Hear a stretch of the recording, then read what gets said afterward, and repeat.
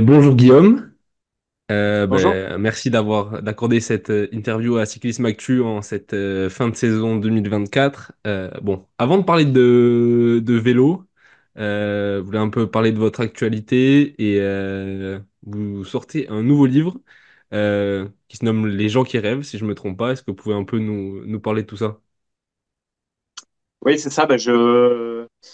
J'ai un peu la saison cycliste qui se termine et la saison littéraire qui commence. J'essaye quand même de cloisonner un peu les choses. Donc voilà, j'avais demandé à l'éditeur, à ce que ça puisse sortir à l'automne aussi pour pouvoir accompagner le livre au mieux et que ça vienne pas non plus perturber ni ma saison passée ni la préparation de la suivante. Donc j'ai ce livre qui va sortir le 30 octobre. Ce sera mon quatrième déjà. Et cette fois, c'est toujours avec le même éditeur, Grasset, mais cette fois, c'est un roman qui parle toujours un peu de vélo, mais beaucoup moins, je dois dire, et qui est plus personnel. Je pars de mon parcours de jeune cycliste, du parcours, je raconte l'histoire de mon père notamment aussi. Euh, L'histoire, disons que c'est lié à des éléments historiques de la région où j'ai grandi en Suisse normande. Et, euh, et, et voilà, donc c'est plus personnel que les livres précédents et il est moins question de philosophie aussi. C'est plus vraiment un roman. Ouais, Ok. Et il sort le 30 octobre, c'est bien ça? ouais, c'est ça. Ouais, très bien. Pour revenir un peu sur la bicyclette, vous avez fait une saison 2024 que je qualifierais à la fois de pleine, parce qu'avec 88 jours de course, qui est quand même assez conséquent dans le cyclisme moderne, avec deux grands tours notamment, mais aussi au niveau des résultats qui étaient sûrement votre moins bonne depuis 2018. Comment vous qualifiez cette saison? Bah, je crois que vous avez fait le bilan vous-même. Je ne sais pas si j'ai grand-chose à rajouter. Effectivement, encore beaucoup de jours de course, pas d'abandon non plus cette année. Donc ça veut dire de l'engagement sur chaque course à laquelle j'ai participé. Et alors, il y a eu des bons moments dans cette saison. Il y a eu dans l'ensemble, j'avais un bon niveau d'ensemble, mais dans le cyclisme actuel, sans faire de jeu de mots par rapport aussi, ça suffit plus. Ça suffit plus. Il faut être très bon. Et très bon, je l'ai jamais été. J'ai été bon souvent, mais excellent peut-être jamais. Ou alors j'ai été stoppé aussi. Je pense à la course comme la Mercantour où j'avais vraiment, après un stage en altitude, j'avais vraiment de bonnes sensations. Je pense que ce jour-là, je pouvais jouer la victoire en tout cas, et ça m'aurait lancé dans une bonne dynamique pour la suite de l'été. Mais je suis tombé par exemple sur cette course, je me suis cassé une côte, donc ça m'a un peu perturbé. Enfin, ça m'a évidemment perturbé le jour même, mais la suite avec le Dauphiné et l'approche du Tour. En début de saison, j'ai eu à nouveau le Covid, donc j'ai eu quelques coups d'arrêt à des moments importants de la saison qui, à mon avis, ont fait que j'ai pas réussi à avoir ce petit truc en plus qui fait une victoire, quoi. Hmm. Euh, 13e du Tour, 15e de la Vuelta, c'est des bons résultats. Mais qu'est-ce qui manque pour aller chercher un top 10 qui est plus probant? Bon, déjà, c'était deux courses différentes. Je trouve que la Vuelta, déjà, je l'abordais pas forcément avec le général en tête. J'avais plutôt envie d'essayer de trouver des ouvertures pour les échapper. Et puis, comme j'étais un peu dans le jeu général, que les écarts n'étaient pas non plus énormes, j'ai jamais eu trop d'ouverture. Euh, le Tour, j'avais quand même un meilleur niveau, je trouve, qu'à la Vuelta. Après, il y avait aussi un niveau. Enfin voilà, parfois, moi, mon niveau peut être le même, mais ça peut faire une 13e place ou une 8e place, qui était mon meilleur résultat sur le Tour en 2021 ou 22, je sais plus. Euh, c'est, je sais pas si j'étais moins bon cette année que l'année où je fais 8e. C'est juste aussi que les autres étaient meilleurs. Après, je pense que j'ai aussi, moi, même à 31 ans, des marges de progression. Euh, et, et donc voilà, je vais aborder 2025 avec l'idée de changer pas mal de choses aussi, de sorte à, voilà, à réussir à tirer le meilleur de moi-même. Je pense qu'il y a eu des moments dans ma carrière où je pense à 2020 notamment, où j'avais vraiment un niveau sportif très bon qui me permettait de jouer plus haut que j'ai joué cette année. Et donc j'aimerais bien retrouver à minima ce niveau-là. Et avant de parler de 2025 et du futur, est-ce que vous pouvez nous faire un petit retour sur ces 5 années avec Cofidis, bon, parce qu'on sait que vous allez changer d'équipe. Où il y a eu de belles choses, et notamment vous en avez parlé des top 10 au général sur le Tour de France, 3 victoires. Qu'est-ce que vous retenez de ces 5 années? Alors, on fait un sport exigeant, un sport fait d'émotions, et donc il y a eu évidemment du bon et du moins bon en 5 ans. Je vais essayer de retenir le bon, évidemment, et notamment bah, les premières années. Pour moi, c'était les- voilà, j'ai senti vraiment que je passais un cap en 2020-21. Il y a eu, je pense, l'effet Covid, enfin l'effet confinement qui m'a obligé vraiment à me reposer, à bien me préparer et à la reprise fin 2020, j'ai vraiment fait des belles performances, troisième du Dauphiné. J'ai longtemps été troisième à quelques secondes du maillot jaune sur le Tour de France, meilleur grimpeur de la Vuelta. Donc voilà, 2020, j'avais poursuivi un peu dans la même veine. Et alors ensuite, il y a eu du bon également et j'ai pu lever les bras à quelques occasions.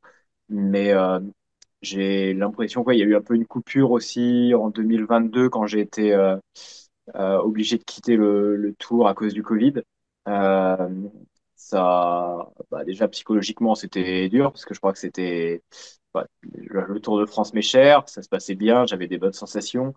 Et puis, c'était la fin de 4 ans de course sans abandon pour moi, donc ça avait une valeur symbolique. Et, et surtout physiquement, suite à ça, je trouve que d'un point de vue immunitaire notamment, j'ai été plus fragile ces 2 dernières années. Je suis tombé un peu plus souvent malade et donc ça a impacté mes performances évidemment. Et donc les 2 dernières années ont été un peu plus irrégulières, je dirais. Et, et voilà, si je devais faire un bilan. Mhm. Et on sait que, justement, là, vous l'avez dit, vos meilleures années avec Cofidis, c'était 2020-2021, juste après avoir quitté Intermarché Wanty, qui s'appelait Wanty Groupe Il n'y avait Gobert à pas l'époque. Intermarché à l'époque, ouais, mais peu importe, Anti-Gobert. Ouais, c'est ça. Et est-ce que c'est aussi dans cette même idée-là que enfin, que vous allez changer d'équipe, l'impression que ce changement d'équipe, d'environnement, enfin, vous va plutôt bien? Est-ce que c'est un peu dans cette même veine-là? Oui, tout à fait. Bah, je pense que c'est important quand même de travailler dans la durée avec les équipes dans lesquelles on se trouve. Donc voilà, vous avez dit 4 ans chez Wanty, 5 ans chez Cofidis, donc je suis quand même un coureur plutôt fidèle. Mais à un moment donné, je pense que c'est important aussi de d'avoir du nouveau pour avoir un petit coup de boost. Et je suis assez convaincu que le fait de changer d'équipe cette année et de rejoindre Groupama FDJ va me permettre de donner un nouvel élan à ma carrière. Ouais. Mhm.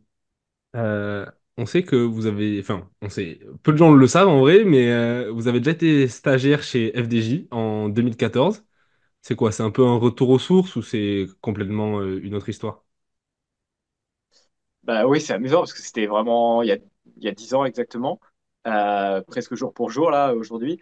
Et donc c'est déjà une belle histoire. Retour aux sources, en un sens oui, parce que il y a des personnes que j'ai retrouvées là sur le stage administratif qui étaient déjà là il y a 10 ans, des personnes aussi, j'étais mes dernières années amateur au club du CC Études, et il y a des personnes qui ont fait la bascule vers l'équipe Groupama FDJ, donc j'arrive pas en territoire inconnu. Et après, à l'inverse, évidemment, l'équipe a aussi beaucoup évolué en 10 ans et s'est professionnalisée. Et donc il y a une grande part de découverte, évidemment, et puis une part de continuité, ouais. Mhm. Qu'est-ce qui vous a fait pencher justement pour Groupama FDJ? sans vouloir forcément rentrer dans les détails, on imagine quand même qu'il y a eu des offres d'autres équipes et compagnie. Qu'est-ce qui a fait penser la balance et quelle place vous aurez tout simplement dans cette équipe? Bah, la place dans l'équipe, c'est pas forcément à moi de le dire. Ce qui a fait pencher les choses, c'est vraiment les échanges que j'ai pu avoir avec notamment Julien Pinot, Philippe Mauduit, qui ont été mes premiers interlocuteurs euh, au début de l'été, à la fin du printemps. Et c'est vrai qu'initialement, j'étais plutôt, je sais pas, en début d'année, j'avais plutôt en tête de repartir, de retrouver une expérience à l'étranger.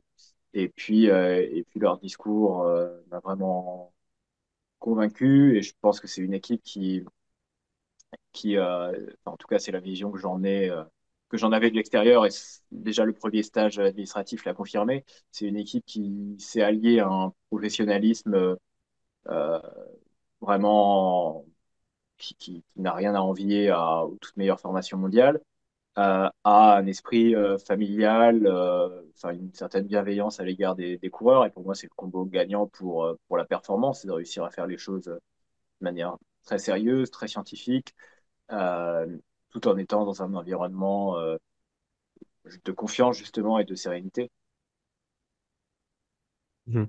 Euh, oui, vous ne serez pas le. Là où chez Cofidis, vous étiez un peu le seul leader, même si on savait qu'il y avait notamment Yonis Aguirre. Chez Groupama FDJ, il y aura peut-être un peu plus de concurrence en interne, notamment avec David Godu. Est-ce que vous savez un peu comment ça va se passer ou vous n'en avez pas encore discuté? Bah, sur les programmes de course, on a commencé à évoquer les choses, mais ça va se préciser plutôt sur le mois de décembre. Après, enfin, je vous avais parlé de concurrence. Moi, je ne vois vraiment pas du tout comme ça. Là, on était concurrents jusqu'à l'an dernier parce qu'on avait des maillots différents. Ce sera absolument plus le cas désormais. Je pense qu'on voit dans le cyclisme moderne que le fait d'avoir plusieurs cartes dans son effectif et plusieurs leaders, c'est plutôt un atout qu'un désavantage. On voit comment, avec quelle carte se présentent au départ les équipes comme UAE ou Visma. Et donc, le fait je sais pas, d'être au départ d'un Liège-Bastogne-Liège avec David Gaudu, avec Valentin Madouas, avec Romain Grégoire, avec Rudy Mollard, avec Quentin Paché, avec d'autres, avec moi, je pense que enfin, ça peut nous permettre de jouer au contraire et de chacun obtenir des meilleurs résultats. Moi, c'est en tout cas comme ça que je vois les choses. Et, euh, et donc, je suis absolument pas inquiet à ce niveau-là. Ouais. Bon, vous l'avez un peu évoqué. Est-ce qu'on pourra avoir justement quelques pistes sur votre année 2025 et le programme qui en découlera? Je sais pas si vous avez vu aussi peut-être passer les quelques informations sur le possible parcours du Tour. Est-ce que vous serez de l'échéance en juillet? Est-ce que vous pouvez un peu nous donner quelques pistes là-dessus? Bah, pas beaucoup, désolé, parce que justement, j'ai pas les éléments. On a évoqué des choses, mais enfin, encore une fois, c'est pas moi qui suis décisionnaire et les décisions sont pas prises encore, je pense.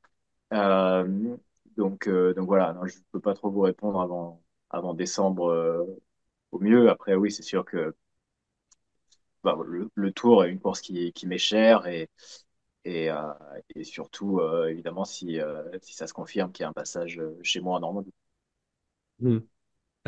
Bon, pour revenir un peu sur un sujet plus général dans le cyclisme, on a fait un petit sondage sur Cyclisme Actu, sur ce que les gens avaient retenu de cette saison 2024. Il y a une immense majorité.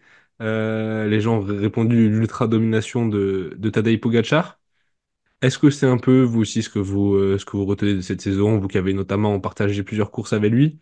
Euh, comment vous analysez ça?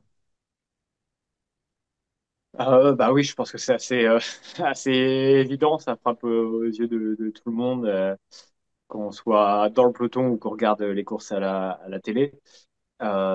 Après, si je devais évoquer un deuxième sujet, je pense que il y a aussi le thème de la sécurité qui a beaucoup fait parler cette année encore, un peu comme les années précédentes. Il y a eu évidemment la chute impressionnante autour du Pays Basque, ou il y a eu aussi au Dauphiné, plein d'autres. Euh, je pense aussi à, voilà, j'ai un coéquipier, Nicolas de Beaumarchais, qui est tombé autour de Pologne, qui a eu une chute assez lourde. Enfin, je crois que ça, c'est vraiment un sujet qu'il faut continuer à travailler, continuer à chercher des solutions, parce que voilà, c'est pas possible de risquer notre vie en faisant notre sport, quoi, notre passion. Vous, est-ce que vous avez sur ce sujet-là quelques conseils à donner à l'UCI ou quelques points de réflexion là-dessus? On sait que y en a qui parlent beaucoup enfin, par exemple, les arrivées en descente qui ont été, enfin, il y en a beaucoup moins, j'ai l'impression, déjà depuis le décès de Gino Madère. Euh, il y a aussi cette question d'oreillette qu'il y a eu notamment sur les championnats du monde, avec aussi, ben, malheureusement, le décès de la jeune coureur suisse Muriel Führer. Il y a plein de sujets de discussion comme ça. Qu'est-ce que vous en pensez? Euh, Bah voilà, le sujet est quand même pris en main par l'UCI. Il y a heureusement, il y a quand même des avancées depuis quelques années. Je sais que au niveau d'ASO et du Tour de France, c'est une vraie préoccupation. Je pense qu'il faudrait. C'est vrai qu'on voit que bah, du fait que l'entraînement progresse, le matériel progresse, on va atteindre des vitesses toujours plus rapides. Il y a toujours plus aussi de tension au moment décisif de la course où il faut être bien placé. Et donc il faudrait peut-être essayer de trouver des solutions pour réduire cette vitesse. Donc peut-être travailler au niveau du matériel. Je sais pas s'il y a. Enfin, je pense pas qu'il faut qu'il y ait de tabou par rapport à ça, se poser les bonnes questions enfin, en tout cas, réfléchir à des moyens de limiter la vitesse des vélos pour tout le monde. Enfin, je veux dire, euh, et, euh, et ça pourrait être une première piste. Ouais. Mhm. Ok, on met très bien, merci pour ce petit point. Pour revenir un peu à l'actualité récente, quels sont un peu vos prochains rendez-vous? Vous avez parlé d'un stage administratif qui est déjà passé. On imagine là, il y aura quelques semaines de coupure. Quels sont simplement les prochains rendez-vous avec votre nouvelle équipe? Euh, Bah, effectivement, là, c'est la partie vraiment de repos, et je vais reprendre l'entraînement courant novembre, et le premier stage de manière assez classique s'effectuera en Espagne mi-décembre. Mhm. Oui, très bien. Merci Guillaume d'avoir accordé cette interview à Cyclisme Actu. On vous souhaite bon courage et beaucoup de réussite pour cette saison 2025 qui arrive à grands pas déjà. Merci. Merci.